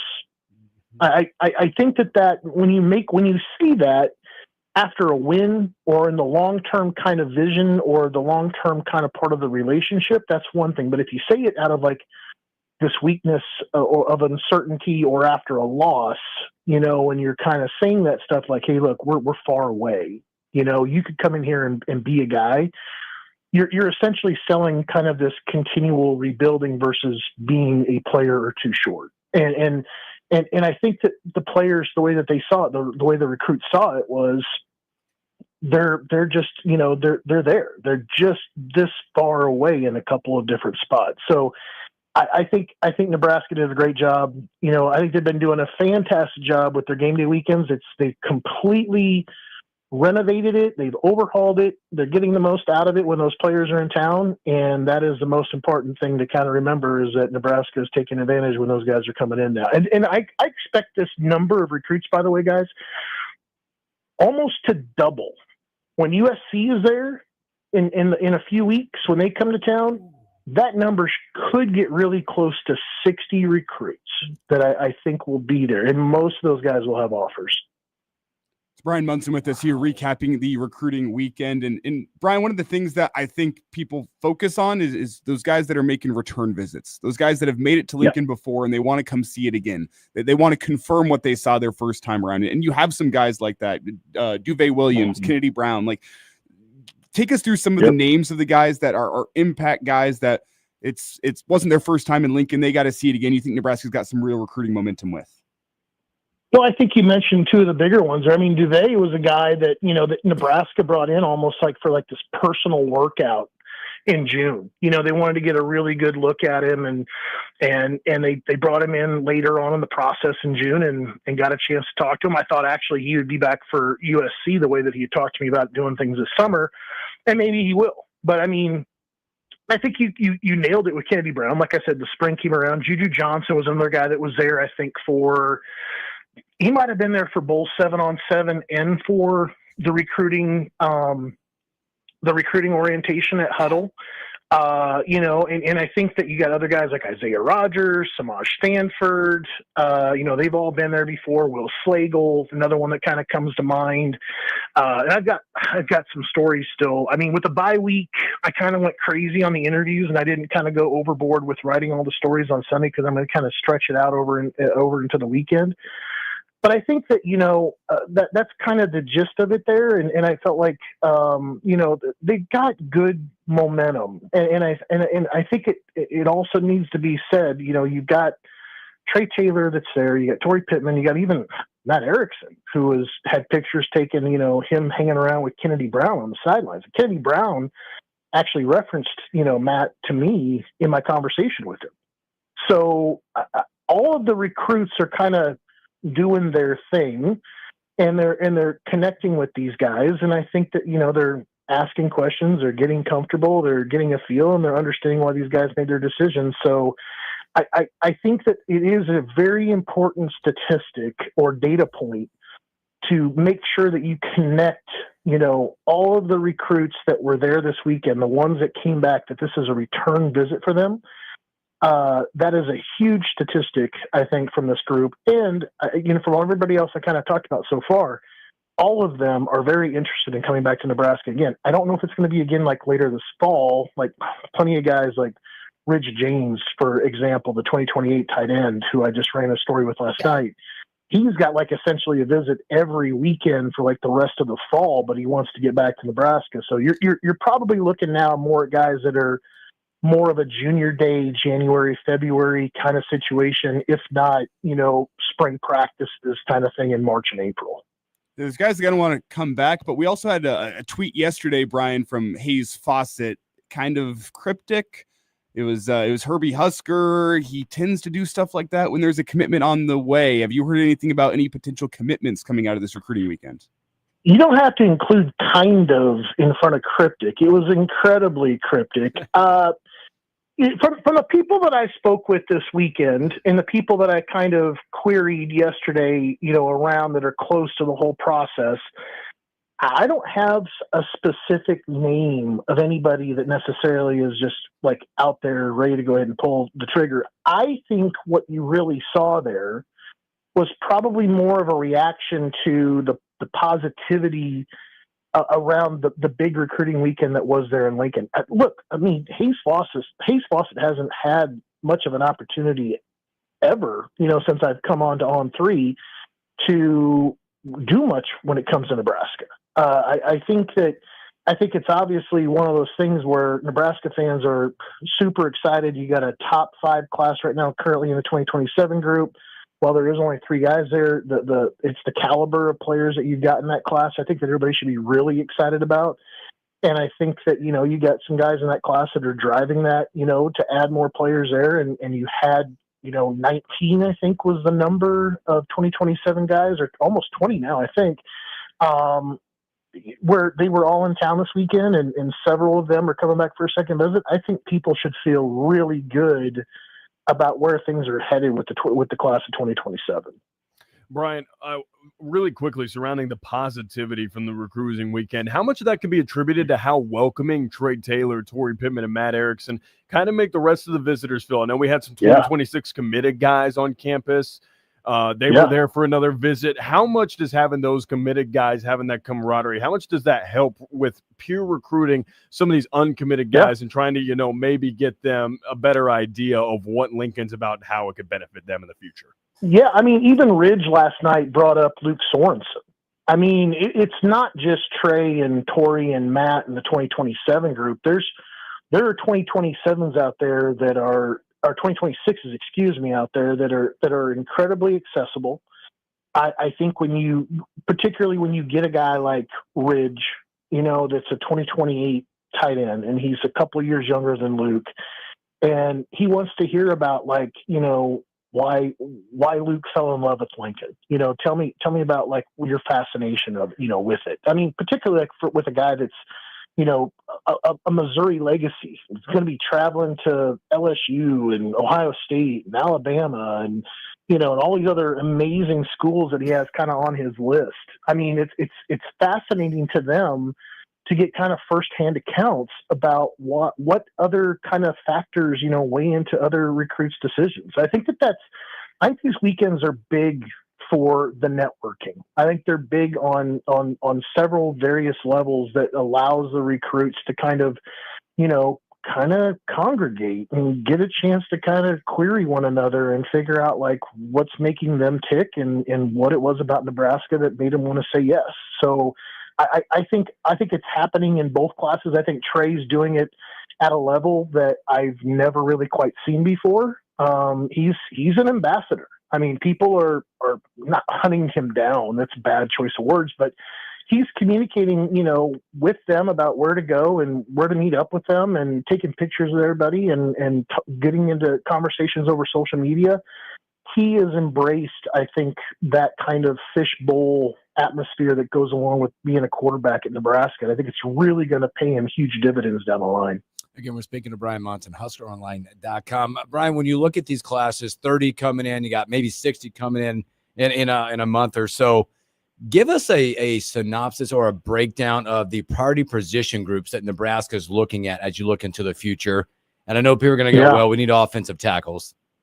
Yikes. Yeah. But kind of break down where their focus. Sorry, that was so bad. But It's so obvious. I apologize. But kind of break down those position, where Nebraska has put their priorities at in the positions as you move forward between 26, 27 and on.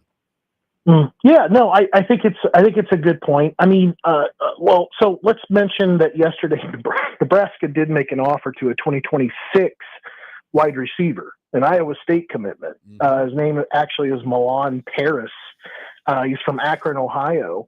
But I mean, so it looks like Nebraska's not done necessarily maybe looking in other places to kind of bolster their roster. And I mean, he's a different looking dude at 6'5", right? I mean, that's a different looking guy. And Quinn Clark's obviously shown that he's very successful this year. He's got some great length to him. But I think when you look at that 2027 group, I think you have to focus up front. I mean, I think we saw it this last weekend. You need better talent. I think, tackles, I'd even say interior offensive lineman is obviously a concern.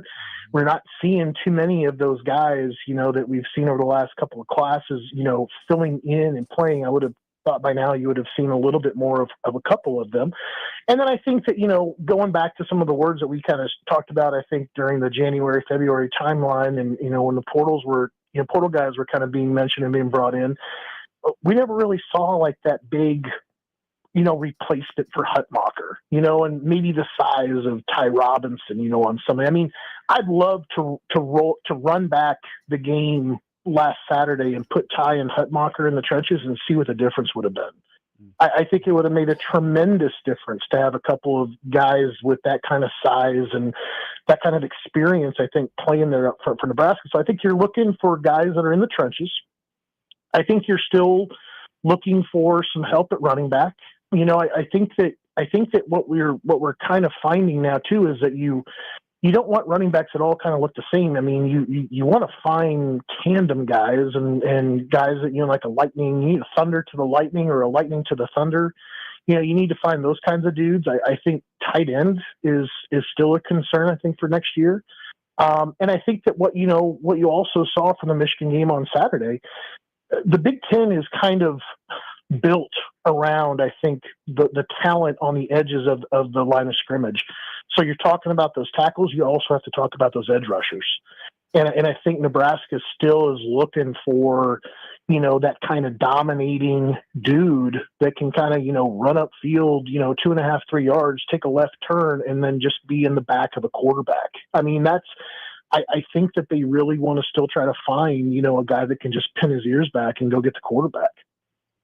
Brian Munson with us here. And Brian, can we go back just 1 second here? You were talking about Milan Paris, all name team is his middle name Berlin, Florence, like Naples, like that's incredible. I think it's actually yes. I think it's actually Naples, or maybe it's Lake Como. I'm not sure. But we got to stay with the whole France bit right there. So, no, I think he's a terrific prospect. He put on the film. I mean, he's got a 80-inch wingspan. He runs a 4.3 at 6'5" and 205 pounds. I mean, it's like Jeremiah Jones, but I mean, even longer, than Jeremiah, and that's kind of another name that maybe wish that we would have seen a little bit of, so far this year or whatever. But I think Nebraska is responding now, I think, a little bit to needing a little bit more robust, maybe a little bit more a guy that isn't going to go down necessarily on an ankle tackle.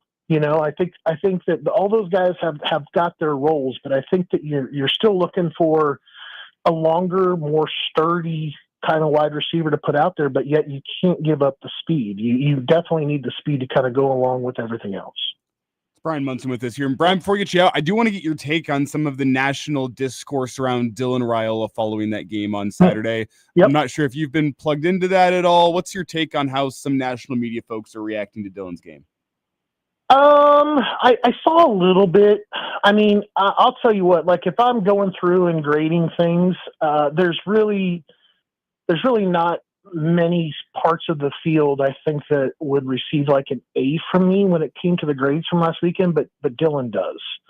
Dylan did so much basically without a lot of help last Saturday. He didn't have a consistent run game. Emmett only got the rock like 5 times in the second half after 55 yards in the first. So there was a real lack of consistency. The run game never really developed. But I think when you're getting, I think that they were averaging almost 8 yards, in every completion that Dylan had kind of put out there. So I think that's why he kind of moved and slid over the shell, that way to kind of say, look, I can be way more productive over here. But I thought Dylan played fantastic. I thought he really played great. Was there a couple of those sacks that were a little bit infuriating? Yes, they were.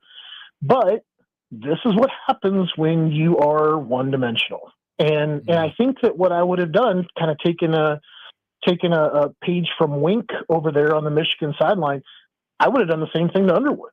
I would have wanted Underwood to try to beat me. I want him to beat me with his arm. I would have loaded the box. I would have absolutely loaded it up. I would have figured out a way to put the 4-3 in, and I would have tried to hold that guy back there and bring some various pressures.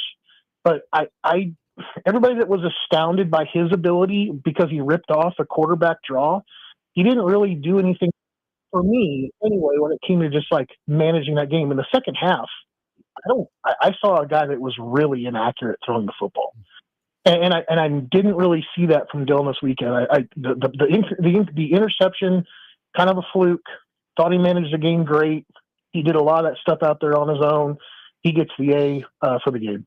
Well, Brian, as always, man, we appreciate your time and the great stuff you bring to us. Take care of yourself. Have a great week and weekend. We'll talk to you real soon.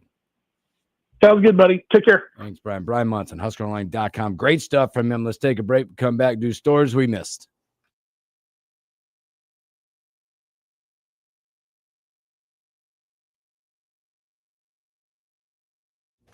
Okay, long one here.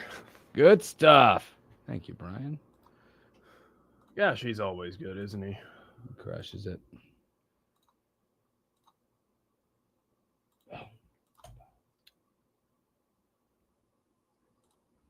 Is this Ryder Cup Clay Travis territory? How much time do we have on the clock? 3:30. Yeah.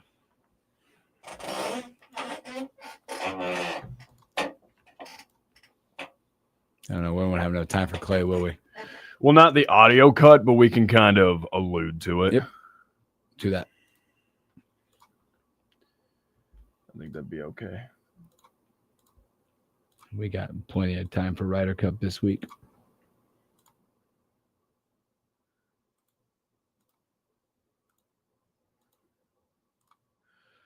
Deal. That's fascinating, though, isn't it? To hear that from Munson and just be like, yeah, no, overall it was a really positive weekend from the recruits. It's like, huh, this guy isn't falling. No. We want to think it is. Right. We're led to believe it.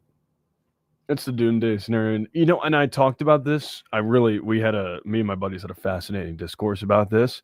And we were like, what if Matt Rule brings some level of stability where Nebraska consistently becomes an 8 or 9 win program again?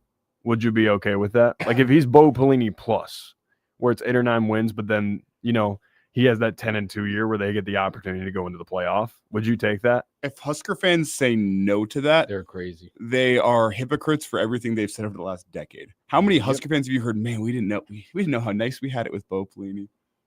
If he's Bo Pelini, how many of those Bo Pelini years would, in a current 12-team playoff format, would have gotten Nebraska into a playoff? They just had they had a decommitted where it's talking about. Yeah, Bonwell Whitty. Which makes me wonder if there's somebody else they're bringing in at the wide receiver position. Mm-hmm. Well, wasn't Bonwell Whitty wasn't that kind of a shadow offer? Didn't we talk about that?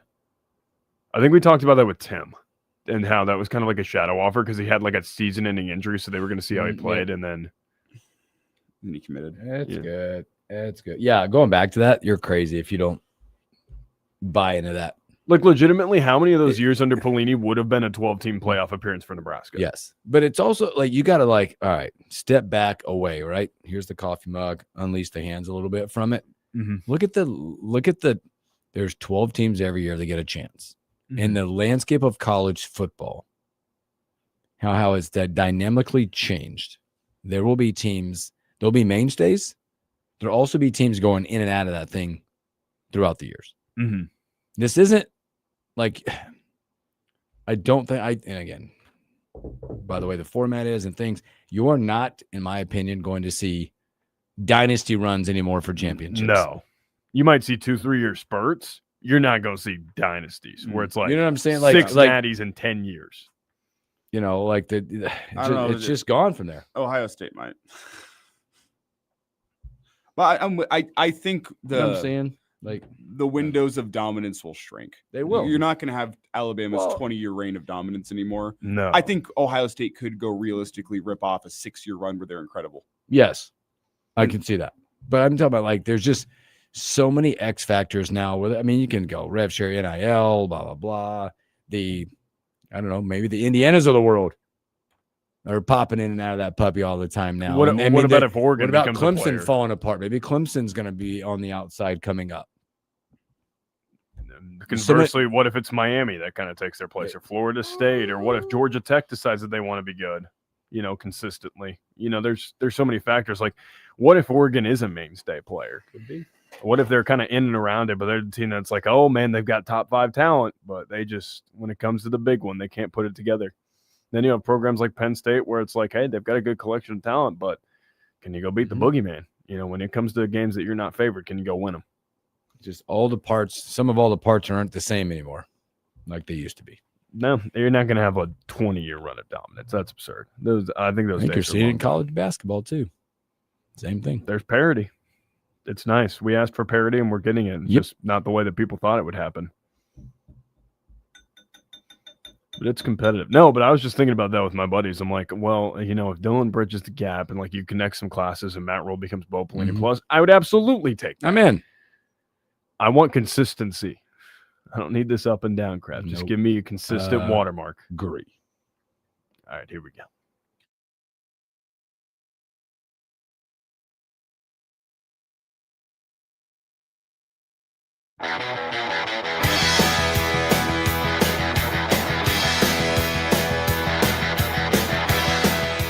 Welcome back in the morning hookup. Special thanks to Brian Munson, HuskerOnline.com. Just a few moments left.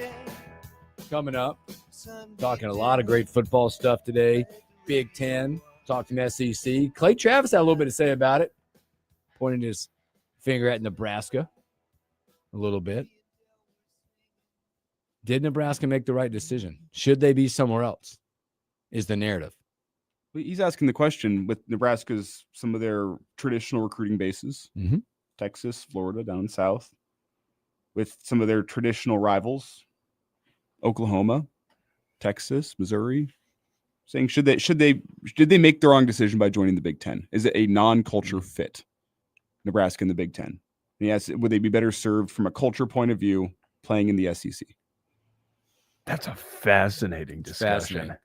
I ultimately want to go and think broad, Nebraska, Big Ten. Is it more coast to coast now recruiting, being in the Big Ten, or do you put yourself in a hole in the SEC saying, I'm just going to do this and be here? Right. Are you know what I'm saying? Are you eating at the same restaurant everybody else is eating at? How's the food stores when you're done? I will say when you're not eating out there and you're going to different restaurants, you damn well better be good at it. Mm-hmm.